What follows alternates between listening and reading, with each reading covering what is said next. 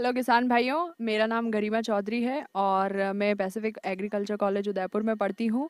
और आज हम प्रोसो मिलेट चेना की फसल के बारे में बात करने जा रहे हैं। चेना की फसल, जिसको पुनर्वा भी कहते हैं या प्रोसो मिलेट कहते हैं, ये भी एक बहुत ही पोषक फसल है जो कि मोटे अनाजों में आती है। और अगर किसी को गेहूं से एलर्जी है तो वो इस फसल को खाने के रूप में यूज़ कर सकते हैं आसानी से। और ये भी भारत के अंदर ये एक मिलेट है जो कि भारत के अंदर दक्षिण भारतीय राज्यों जैसे कि कर्नाटका, आंध्र प्रदेश, तमिलनाडु और पहाड़ी इलाकों, इन एरियाज़ में इसका उत्पादन ज़्यादा होता है। अगर हम प्रोसो मिलेट के लिए जलवायु की बात करें तो ये उन इलाकों के लिए सही है जहाँ पे बारिश कम होती है। गर्म जलवायु वाले इलाकों में इसका उत्पादन किया जा सकता है आसानी से, और पहाड़ी इलाकों में किया जा सकता है जहाँ पे कम बारिश हो या फिर इसको न्यूनतम जल की आवश्यकता होती है। इस वजह से इस फसल का उत्पादन सूखाग्रस्त क्षेत्रों के लिए बहुत सही रहता है। और जैसे कि आप देख सकते हैं कि इसके जो बीज हैं वो बीज गुच्छों में लगते हैं, और ये पीले संतरी या फिर भूरे रंग के इसके बीज होते हैं।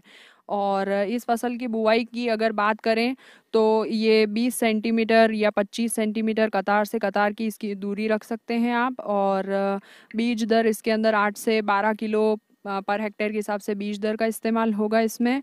और सीड जो है वो 3 से 4 सेंटीमीटर की गहराई पे आप लगाएंगे।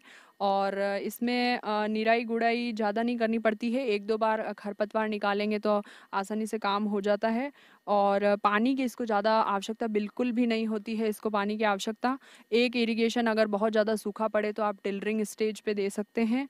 और ये फसल भी काफ़ी पोषक होती है स्वास्थ्य की दृष्टि से। इस वजह से किसान इसको अपना सकते हैं जहाँ पे धान की खेती या कोई खरीफ फसलों का उत्पादन ठीक से नहीं हो पा रहा है, उन जगहों पे मिलेट की खेती करना ज़्यादा फायदेमंद साबित हो रहा है।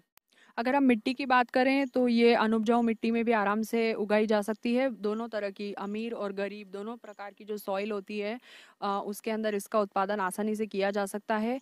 रेतीली दोमट मिट्टी से लेके और काली कपास मिट्टी तक में इसका उत्पादन बहुत अच्छे से आराम से हो सकता है। जलवायु इसके लिए गर्म जलवायु ही चाहिए। और इसकी बुवाई के लिए उपयुक्त समय रहता है जुलाई का प्रथम पखवाड़ा। फर्स्ट 15 डेज ऑफ जुलाई इसके लिए बहुत सही रहेंगे सोइंग करने के लिए। और जहाँ तक सवाल है पोषक तत्वों का, तो इसके अंदर पोषक तत्व भी ज़्यादा नहीं दिए जाते हैं। इसके अंदर 40 से 60 किलो नाइट्रोजन, 30 किलो के आसपास फॉस्फोरस और 20 किलो पोटेशियम अगर आप डालेंगे तो इतना काफ़ी होगा इस फसल के लिए। ये फसल 65 से 75 दिन में पक के तैयार हो जाएगी और 20 से 23 क्विंटल तक इस फसल में आपको यील्ड मिल सकती है। ये फसल आसानी से कम खर्च में अधिक उत्पादन आपको दे सकती है, इसलिए प्रोसो मिलेट की खेती बढ़ती जा रही है।